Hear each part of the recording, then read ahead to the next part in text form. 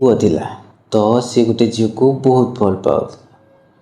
ତ ମନେ ମନେ ତାକୁ ଝିଅ ନୁହଁ ତ ତାକୁ ନିଜ ସ୍ତ୍ରୀ ବୋଲି ଭାବି ନେଇଥିଲା।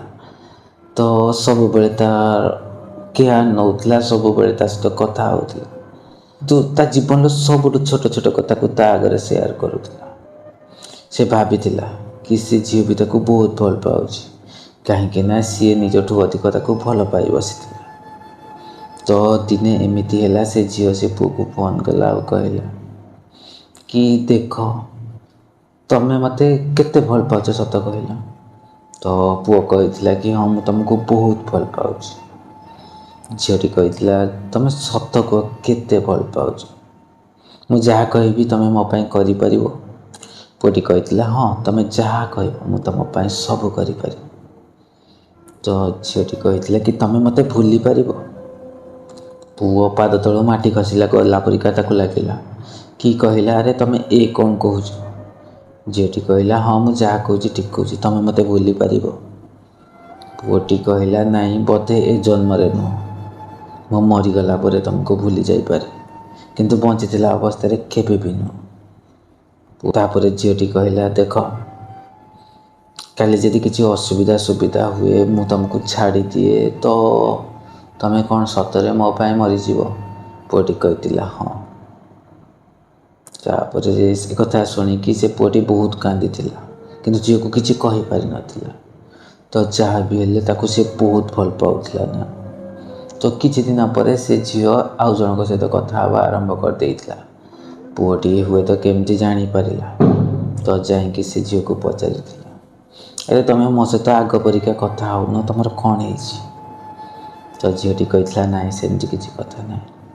ପୁଅଟି ତା ମୋବାଇଲ କି ଛଡ଼େଇକି ଦେଖିଲା ପରେ ଜାଣିବାକୁ ପାଇଲା ଯେ ସେ ଆଉ ଗୋଟେ ପୁଅ ସହିତ ବହୁତ କଥା ହେଉଛି, ବହୁତ ଟାଇମ୍ ଲେଖା କଥା ହେଉଛି। ତ ସେ ଝିଅକୁ ପଚାରିଲା କି ତମେ କ'ଣ ଆଉ ଜଣଙ୍କ ସହିତ କଥା ହେଉଛ, ମୋତେ କ'ଣ ପାଇଁ କହୁନ। ଝିଅଟି କହିଲା ହଁ ତମକୁ ପଚାରିଥିଲି ସେଦିନ, ତମେ ମୋତେ ଛାଡ଼ି ରହିପାରିବ, ତମେ ମନା କରିଥିଲ, ସେଇଥିପାଇଁ ମୁଁ ତୁମକୁ କିଛି କହିନଥିଲି। ତାପରେ ପୁଅଟି କହିଥିଲା ସତରେ କ'ଣ ତମ ଲାଇଫ୍ରେ ଆଉ କିଏ ଜଣେ ଆସିସାରିଛି। ଝିଅଟି କହିଥିଲା ହଁ।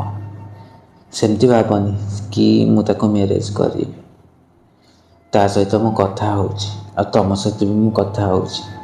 ଆଉ ଦେଖ ତମେ ବି ତମ କଥା କାହାକୁ କହିବନି, ତ ଆମ ରିଲେସନସିପ୍ ଏମିତି ରଖିବା। ଆଉ ମୁଁ ବି ତା ସହିତ କଥା ହେଉଛି, ତାକୁ ବି କହିଛି ସେ କାହାକୁ କିଛି କହିବନି।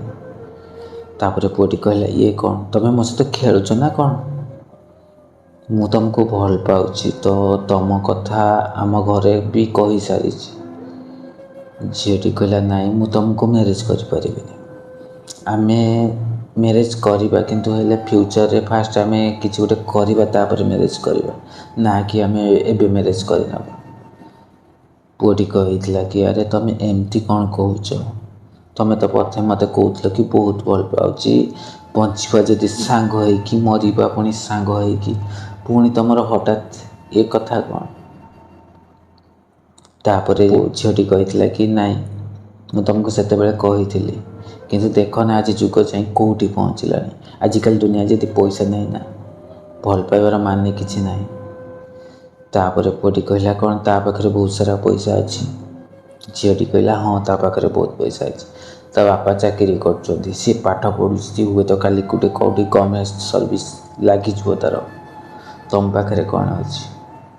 ଏକଥା ଶୁଣିକି ଝିଅ କହିଲା ପରେ ପୁଅଟି ବହୁତ କାନ୍ଦିଥିଲା ଆଉ କହିଥିଲା ଦେଖ ତମେ ଯାହା ବି ଡିସିସନ୍ ନେଉଛ ନା ଥରେ ଭାବି ଚିନ୍ତିକି ନିଅ, ପଛରେ କିଛି ବି ତମ ପାଖରେ ନଥିବ, ମୁଁ ବି ଏ ଦୁନିଆରେ ନଥିବି।